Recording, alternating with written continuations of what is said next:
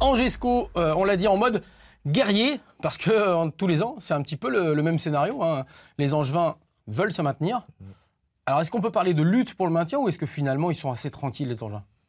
Je pense que cette année, vu la cohérence de la saison angevine et surtout la faiblesse des équipes qui sont en dessous, je pense qu'Angers ne devrait pas trop lutter et le maintien devrait être acquis assez tôt dans la saison. Autour des 40 points? Oui, je pense qu'Angers atteindra assez rapidement les 40 points.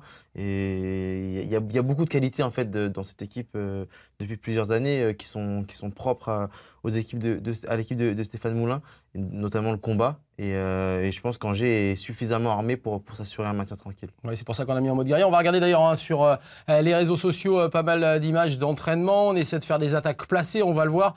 Ça a été filmé assez rapidement sur la plaine de jeu d'entraînement du SCO d'Angers et surtout dans un nouveau centre d'entraînement. C'est vrai que ça travaille pas mal. Alors on va parler également de Mercato puisque ça s'est achevé il y a une semaine maintenant. Les Angevins, on va le voir, qui ont recruté 2 joueurs.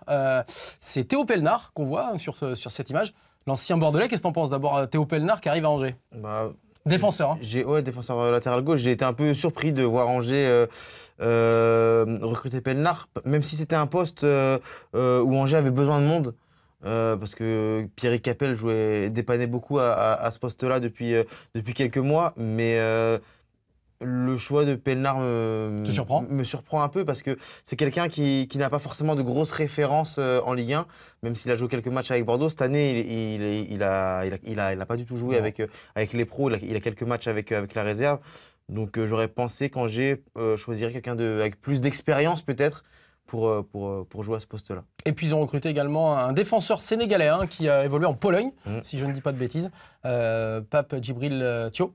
Ouais, Pape Djibril Thio, mais lui, par contre, je ne connais pas. Je connais pas. Défenseur central. Ouais. Défenseur central apparemment d'avenir, puisqu'il a 23 ans et qui devrait apporter de la rotation notamment avec Ismaël Traoré, Pavlovic et puis également Romain Thomas qu'on a l'habitude de voir. Donc du côté de la Ligue 1, et tu n'es pas sans savoir que du côté d'Angesco, on a envie de se diversifier. On connaissait le PSG en foot avec le Paris Handball, également le PSG Handball. Figure-toi que du côté d'Angers, on a fait un petit peu la même chose. On est en train de développer le même fonctionnement. Là, on voit les images d'Angers Football. Ouais. Et là, on va voir que le président Saïd Chaban, qu'on voit sur ces images, il a décidé de créer le futsal du côté d'Angesco, avec la marque Angesco. Mais également, outre le futsal, le hand. Il a récupéré le club d'Angers-Noyant pour le rebaptiser Angers SCO Handball. Donc voilà, c'est plutôt bien. Qu'est-ce que tu en penses de ce genre de... Moi, je pense que c'est bien de se diversifier. Après, le foot et le futsal ne sont pas, on va dire, sont cousins, sont pas trop éloignés, mais c'est vrai que c'est rare de voir un club professionnel avec une section futsal. Et pour le hand, peut-être que oui, comme tu dis, il a suivi l'exemple du PSG. Mais après, à voir, c'est bien d'avoir ces projets-là, cette ambition-là, mais il faut se donner les moyens d'exister et d'être à la hauteur de la marque Angesco, puisque depuis quelques années, Angers est une place importante du football français de par son maintien constant en Ligue 1.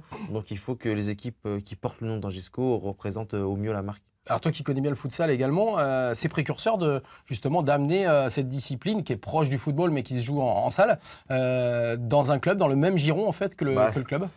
Ce qui est bien, c'est que il y a énormément de talent au futsal. Je pense avant tout à la technique, des joueurs très fins techniquement et qui n'ont pas cette connaissance tactique du football. On voit de plus en plus de joueurs issus du futsal devenir footballeurs professionnels parce qu'après ils sont accompagnés. Je pense à Wissam Ben Yedder par exemple. Qui est à Séville maintenant. C'est ça. C'est des joueurs qui sont ensuite accompagnés au foot à 11 tactiquement parce que ils arrivent au foot sans véritable base.